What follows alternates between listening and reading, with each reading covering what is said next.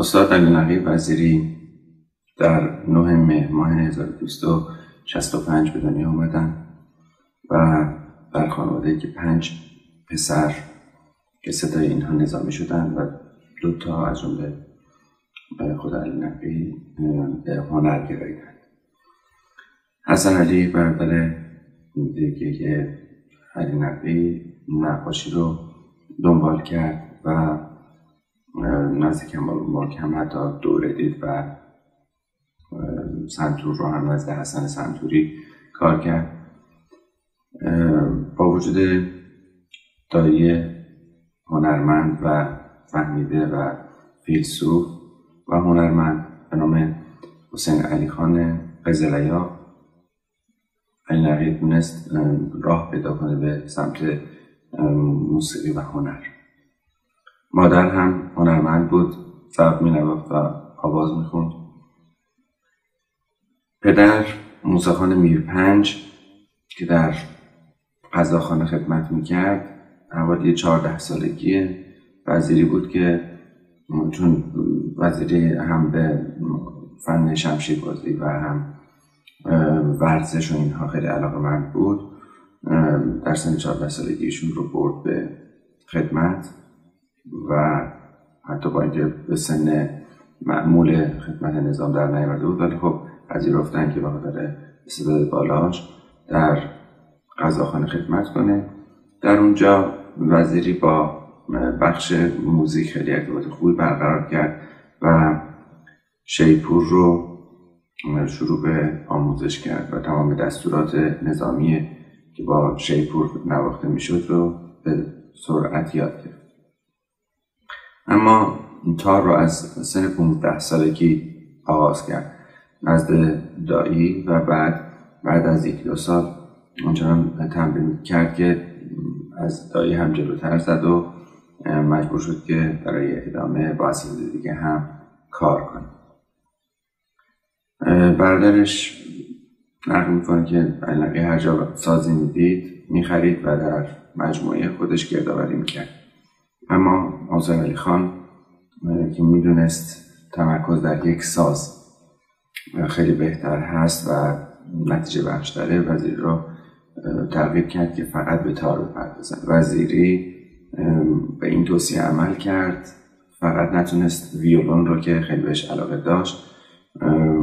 رها کنه و تمرینات ویولون خودش رو هم همیشه ادامه میداد. درس نوت رو از یاور آقاخان یاد گرفت که افسر موزیک بود و بعد که دید باز نیاز به آموزش بیشتر داره، نزد یک کشیش فرانسوی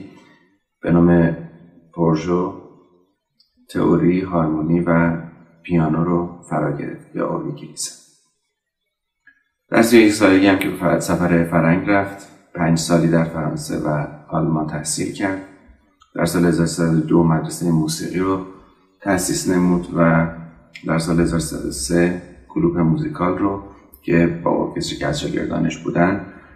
شروع به اجرای موسیقی و کنسرت گذاری کرد که در بندر انزلی و رشت هم این کنسرت ها اجرا شد. همچنین موسیقی و تئاتر رو با هم آمیخت و اپرات‌های بسیار زیبایی نوشت.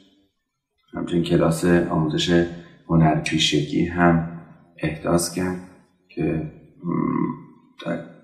عین آموزش موسیقی افراد به هنرپیشگی هم می‌پرداختند و برای این بازهای موزیکال آماده می‌شد. موسیقی در دوره وزیری به صورت سینه به سینه در ایران معمولا آموزش داده می‌شد، اما او درخواست کرد از آقا حسین قلی، استاد بزرگ تار زمانه، که ردیف‌های ایشون رو به خط نوت در بیاره و در 2 ماه این کار رو انجام داد. همچنین از میرزا عبدالله هم این درخواست رو کرد و ردیف‌های ایشون رو هم تا حدی به خط نوت در آورد. وزیری در اون گروه موزیکال همچنین منهای رهبری ارکستر و آهنگسازی و نوازندگی تار خوانندگی هم میکرد که با پرهیز از تحریرهای زیاد یا فنون آوازی سنتی نوعی ساده خوانی انجام میداد که البته به مزاج همه هم خوش نمی اومد. او در 18 شهریور 1358 در سن 92 سالگی فوت شد و از آثار خیلی مهمش برای مخصوصا تار قطعه دخترک ژولیده، ژیمناستیک موزیکال، قطعه حاضر باش و بندباز و از قطعات آوازیش شکایت نی، مشتاق و پریشان، دوست، ایران و ای وطن هست. همچنین وزیری تلاش بسیار زیادی برای آموزش موسیقی در دبستان‌ها و مدارس کشور انجام داد و همچنین جزوه و کتابی رو هم برای این مدارس آماده کرد. آهنگ ای وطن در آواز دشتی که انتخاب کردیم دشتی لا هست، پرده ها میکرون، سی بمول، در برخی جاها لا کرون هم میشه. دشتی لا در شور ر واقع شده. دولا دولا دولا، راست چپ راست چپ راست راست، دولا دولا دولا، لا سول لا سول فا سول، راست چپ راست راست، مزرا مشابهن. دولا دولا دولا، لا سول لا سول فا سول، لا دوس لا سول، دولا دولا دولا، لا سول لا سول فا سول، لا لا ر از سیم زرد میاد، انگشت دوم میاد رو فای سیم زرد، فا سول لا سی دو سی لا سول، راست چپ راست چپ راست چپ راست چپ، میکرون از سیم زرد، می فا سول لا سی لا سول فا ر، فا سول لا یک میاد روی لا، فا سول لا سی دو سی لا سول، می فا سول لا سی لا سول فا ر، لا لا لا لا، راست راست چپ راست راست، سی لا سول لا دو لا، لا لا لا لا، سی لا سول لا دو لا، سول سول سول سول، لا کرون میشه لا سول فا سول لا سول، فا سول لا سی لا سول فا می ر دو ر، دولا دولا لا سول لا سول فا می فا سول، لا سول لا دو لا لا لا، فا سول لا سول، اینجا لا کرون میشه فا سول لا سول لا سول فا سول لا سول سی لا سول فا می ر دو ر ر، سی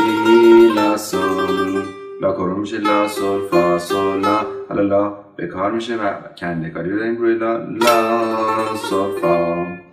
دو سی لا کرون لا سول فا سول لا، برای لا کنده‌کاری لا به کار، لا سول فا سول لا سی لا سول فا، فا لا رو لا تریل داشتیم، فا لا فا سول لا سی لا سول فا می سول می ر، و دوباره از قبل تکرار میشه، یعنی همون اوورتور، دولا دولا دولا لا سول لا سول فا سول لا دولا سول، دولا دولا دولا لا سول لا سول فا سول لا لا ر، فا سول لا سی دو سی لا سول می فا سول لا سی لا سول فا ر، فا سول لا سی دو سی لا سول می فا سول لا سی لا سول فا ر. این قطعه رو با سرعت مارش که بین 83 82 تا 85 در مترونوم میتونیم قرار بدیم اجرا میکنیم. سرعت 85.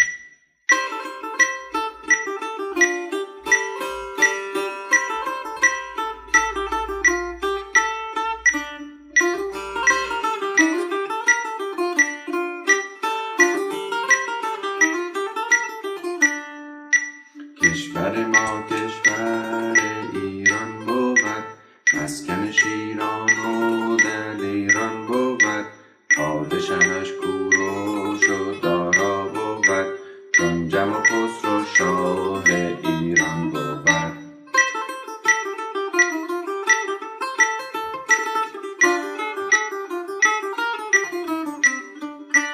ای وطن ای حب تو آیین من، دوستی کیش من و دین من، دولت و اقبال تو پاینده با، نام بلندت به جهان زنده با.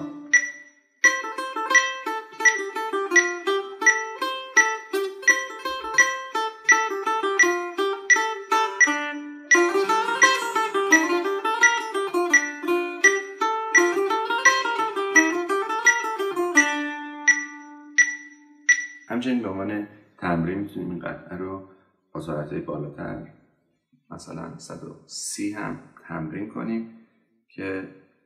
این حرکت‌های از سیم ضرب به سیم اول و پاساژها روون بشه.